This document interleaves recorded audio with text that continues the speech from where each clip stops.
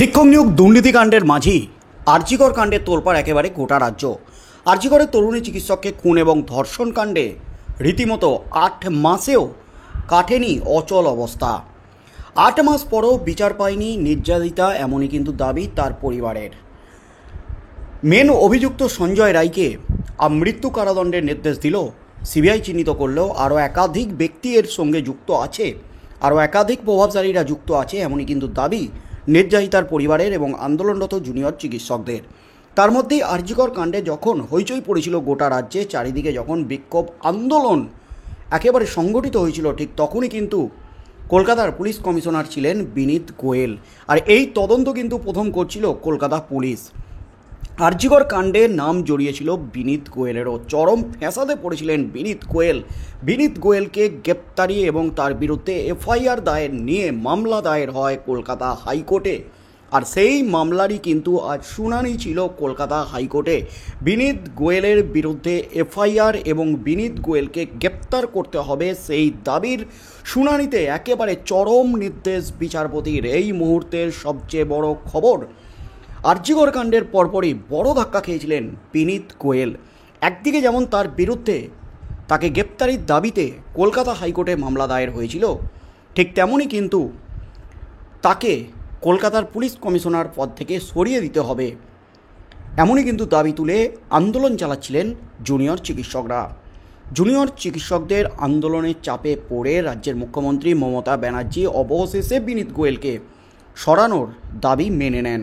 বিনীত গোয়েলকে সরিয়ে দেন কলকাতার পুলিশ কমিশনারের পদ থেকে।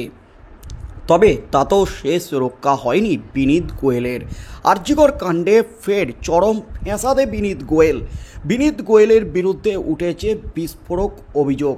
একজন ধর্ষিতা, নির্যাতিতা তার নাম সংবাদ মাধ্যমের সামনে বারবার প্রকাশ্যে বলেছিলেন। একজন উচ্চপদস্থ কর্তা হয়েও তিনি কিভাবে সুপ্রিম কোর্টের নির্দেশকে অমান্য করলেন, সুপ্রিম কোর্টের নির্দেশকে বুড়ো আঙুল দেখিয়ে নির্যাতিতার নাম সংবাদ মাধ্যমে বারবার বললেন, সেই প্রশ্ন তুলি বিনীত গোয়েলের বিরুদ্ধে হাইকোর্টে মামলা দায়ের হয়। সেই মামলাতেই কিন্তু আজ একেবারে খেলে দিল কলকাতা হাইকোর্ট। অবশেষে চরম নির্দেশ বিচারপতির। আরজিকর কাণ্ডে নির্যাতিতার নাম প্রকাশের অভিযোগে বিনীত গোয়েলের বিরুদ্ধে দায়ের হওয়া মামলায় ভিডিও ফুটেজ আদালতে জমা দেওয়ার মামলাকারীর আবেদন গ্রহণ করল আদালত।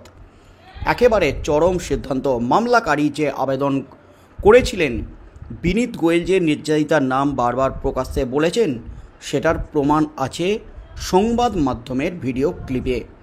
সেই ভিডিও ফুটেজ আদালতে জমা নেওয়া হোক, তাহলেই আদালত বুঝতে পারবে বিনীত গোয়েল কত বড় অপরাধ করেছে।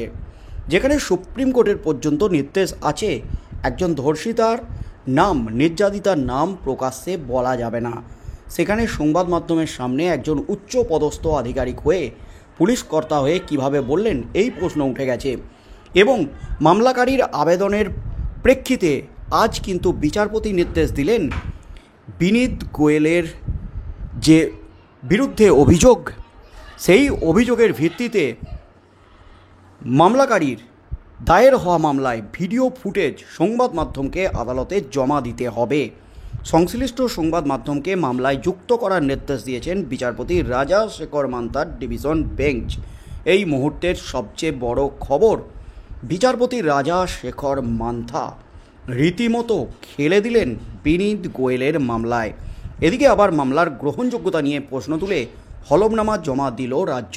অর্থাৎ রাজ্য সরকার বিনীত গোয়েলের বিরুদ্ধে যে অভিযোগ, সেই অভিযোগ ভিত্তিহীন, সেই মামলার কোনো গ্রহণযোগ্যতা নেই, এমনই কিন্তু দাবি তুলে বিনীত গোয়েলকে বাঁচাতে হলফনামা জমা দিল বিচারপতি রাজা শেখর মান্থার কাছে।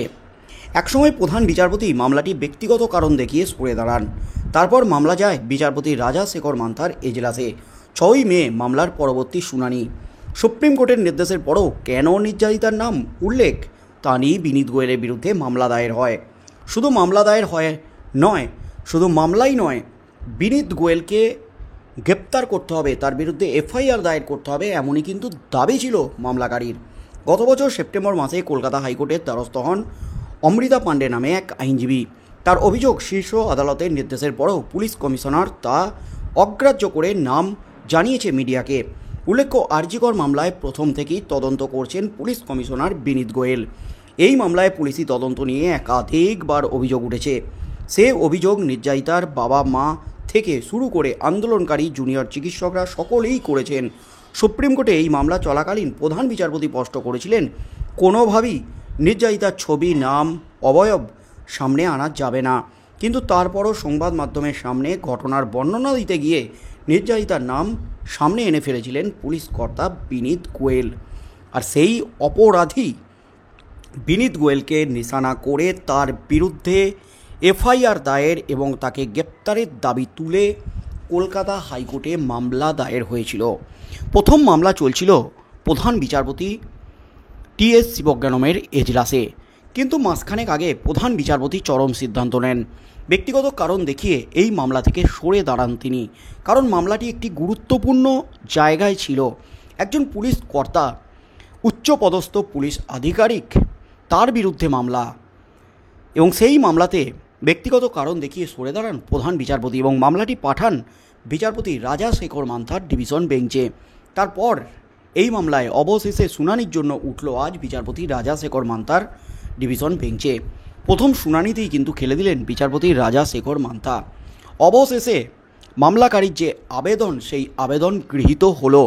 যে সমস্ত সংবাদ মাধ্যমে এই ভিডিও ফুটেজ দেখানো হয়েছে, যেখানে বিনীত গোয়েল নির্যাতিতা, ধর্ষিতা, আরজিকর কাণ্ডের যিনি ধর্ষিতা, নির্যাতিতা, তার নাম যেখানে বিনীত গোয়েল বারবার মুখে বলেছেন, সেই ভিডিও ফুটেজ আদালতে জমা দিতে হবে এবং সংবাদ মাধ্যমকে এই মামলার সাথে যুক্ত করার নির্দেশ দিয়েছেন বিচারপতি রাজাশেখর মান্থা।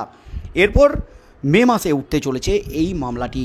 তার মধ্যেই কিন্তু বিচারপতি রাজাশেখর মান্থার এজলাসে সংবাদ মাধ্যমকে যুক্ত করতে হবে এবং তার সাথে সাথে ওই ভিডিও ফুটেজ আদালতে জমা দিতে হবে। এই ভিডিও ফুটেজ আদালতে জমা পড়লে কি বিনীত গোয়েল চরম বিপাকে পড়তে চলেছেন, বিপদ বাড়তে চলেছে? আইন অনুযায়ী কি তার বিরুদ্ধে এবার পদক্ষেপ হবে? যেখানে সুপ্রিম কোর্টের বিচারপতি, প্রধান বিচারপতি, তিনি স্পষ্ট নির্দেশ দিয়েছিলেন নির্যাতিতার ছবি, নাম, অবয়ব প্রকাশ করা যাবে না। এই নির্দেশের পরপরও বিনীত গোয়েল তিনি ভুলবশত ঘটনার বর্ণনা দিতে গিয়ে তিনি নির্যাতিতার নাম বলে ফেলেছেন। তারপরই তার বিরুদ্ধে মামলা। আগামী দিনে এই মামলায় কি হতে চলেছে, শেষ পর্যন্ত বিচারপতি রাজাশেখর মান্থা কী নির্দেশ দিতে চলেছেন? রাজ্য কিন্তু বিনীত গোয়েলকে বাঁচাতে একেবারে উঠে পড়ে লেগেছে। এই মামলার গ্রহণযোগ্যতা নিয়ে প্রশ্ন তুলে হাইকোর্টে হলফনামা দিয়েছে আজ। শেষ পর্যন্ত কি হতে চলেছে, বিনীত গোয়েলের বিরুদ্ধে কী সিদ্ধান্ত নেন বিচারপতি রাজাশেখর মান্থা ভিডিও ফুটেজ দেখার পর, সেদিকেই চোখ থাকবে গোটা রাজ্যের।